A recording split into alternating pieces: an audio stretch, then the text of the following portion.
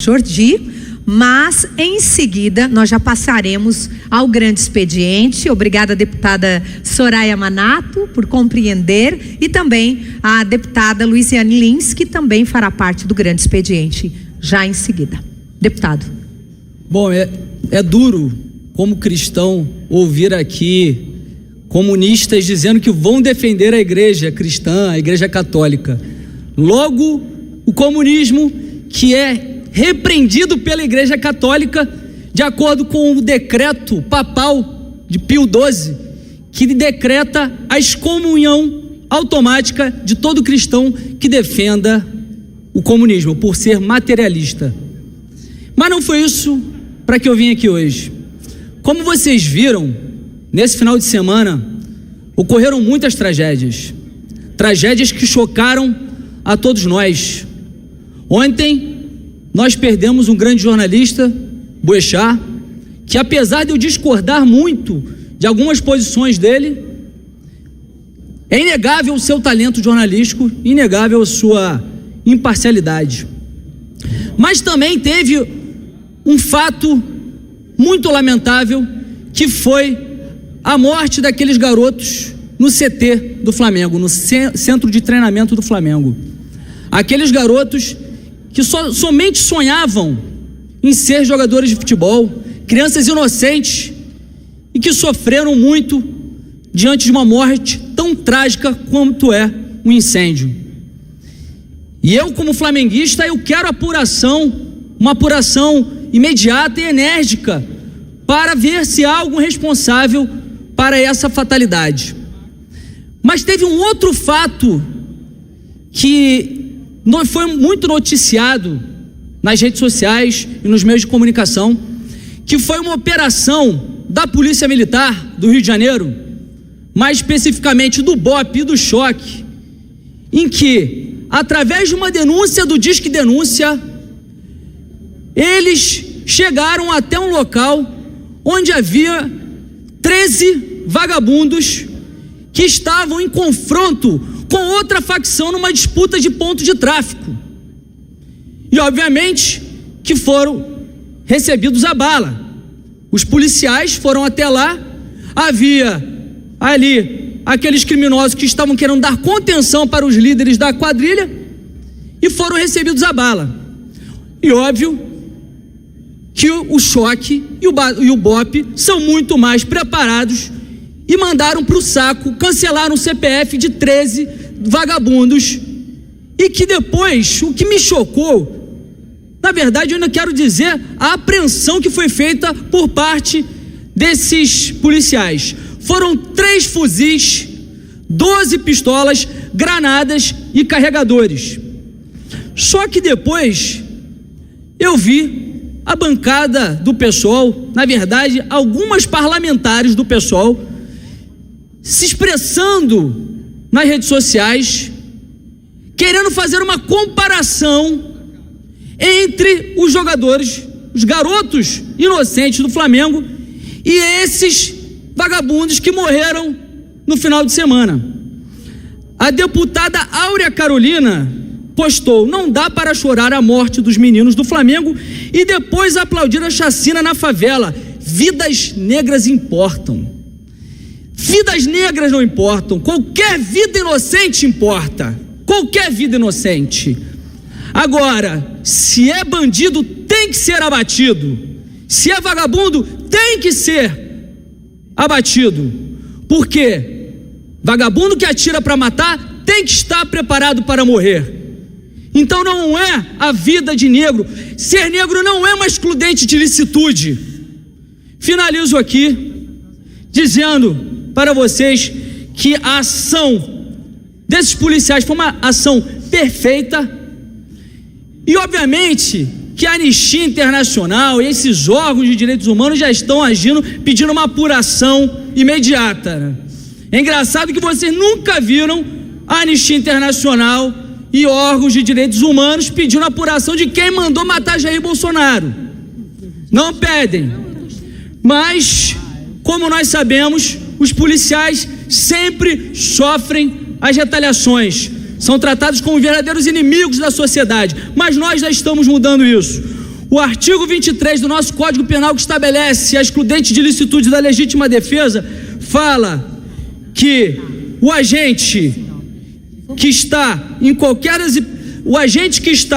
sofrendo uma injusta agressão contra a sua vida ou contra... Para concluir, contra a sua vida ou contra de outrem, ele pode sim usar os meios moderados para repelir essa injusta agressão. Mas como os policiais estão sempre sofrendo com isso, não é à toa que o nosso ministro Moro apresentou essa emenda para entender que o agente policial, esse é o novo dispositivo, ou de segurança pública, que em conflito armado ou em risco iminente de conflito armado, previne injusta e iminente agressão a direito seu ou de outrem.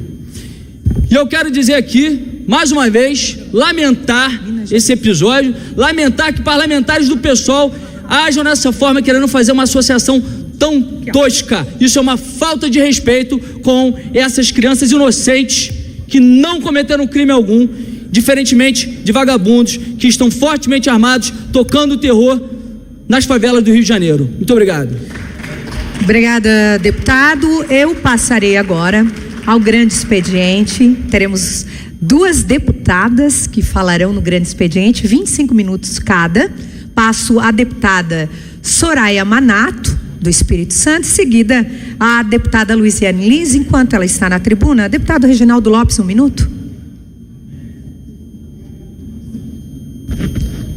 Boa tarde a todos. Obrigada, presidenta. Rapidinho, 3 temas rápido. Primeiro, já que citou Pio XII, eu prefiro citar um Papa mais moderno, do século XXI, Papa Francisco.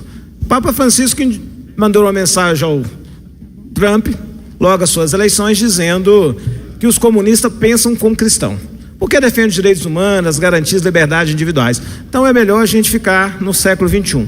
Segundo, dizer que é um absurdo alguém defender no Brasil uma polícia de confronto. Eu reconheço que o Brasil é o país que mais mata policiais, mas também é o país que tem maior letalidade policial. Enquanto a polícia for de confronto e não de aproximação, é bang bang. E só nas comunidades mais pobres, nas elites, é a polícia comunitária. Portanto, eu quero aqui dizer que é lamentável que no século XXI nós estamos falando tanta bobagem para a sociedade brasileira. E por último, quero apresentar um decreto para assustar a política de liberação. Um projeto para assustar a política de liberação na importação de leite no Brasil. Obrigado. Obrigada. Passo então a palavra do grande expediente, a deputada Soraya Manato. Você tem 25 minutos. Boa noite a todos. Sou a doutora Soraya Manato, do Espírito Santo, eleita com muita honra pelo PSL. Senhora presidente, eu gostaria de agradecer ao povo do Espírito Santo por ter me dado a honra de aqui representá-los na Câmara dos Deputados. Prometo cumprir esse mandato com muita dignidade, com respeito e transparência. Vamos combater a corrupção e punir os causadores de desastres ambientais que ocasionaram centenas de mortos em nosso país. Aproveito para anunciar meu apoio às 7 comissões parlamentares de inquérito protocoladas pelo meu partido, PSL. CPI para investigar os gastos do governo federal com publicidade estatal, da colega deputada Caroline Detoni. A CPI para investigar as causas do rompimento da barragem de mineração da mina Córrego do Feijão, em Brumadinho, Minas Gerais, bem como apurar as responsabilidades por esse sinistro e avaliar formas de minorar os riscos da ocorrência de novos acidentes, da deputada Joyce Hasselmann. A CPI para investigar a Comissão Nacional da Verdade, da deputada Carla Zambelli. A CPI que vai apurar fraudes na criação e execução do Programa Mais Médico, do deputado Coronel Crisóstomo. A CPI para investigar irregularidades do uso do dinheiro público por parte da União Nacional dos Estudantes, a UNE, do deputado Felipe Barros. A CPI para investigar fatos vinculados à terra indígena Raposa Serra do Sol, dos deputados Nicolete e Eduardo Bolsonaro. E, por fim, a CPI para investigar a realidade da saúde indígena brasileira, também do colega do partido, deputado Nicolete. No que se refere ao combate à corrupção, declaro meu apoio também às 14 medidas do anteprojeto do ministro Sérgio Moro apresentadas a essa casa, mais conhecidas por pacote anticrime, que foram apresentadas ponto a ponto na semana passada, durante a instalação da Frente Parlamentar da Segurança, na qual sou membro. As medidas são moralizadoras e necessárias para mantermos o respeito com o povo brasileiro, com o contribuinte, com os eleitores.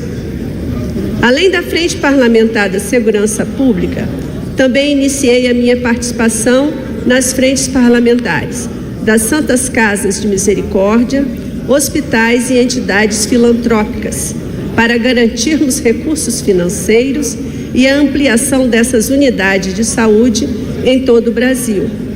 Também sou membro da Frente Parlamentar da Medicina para lutar pela categoria dos médicos, carreira que tanto tenho apreço e amor.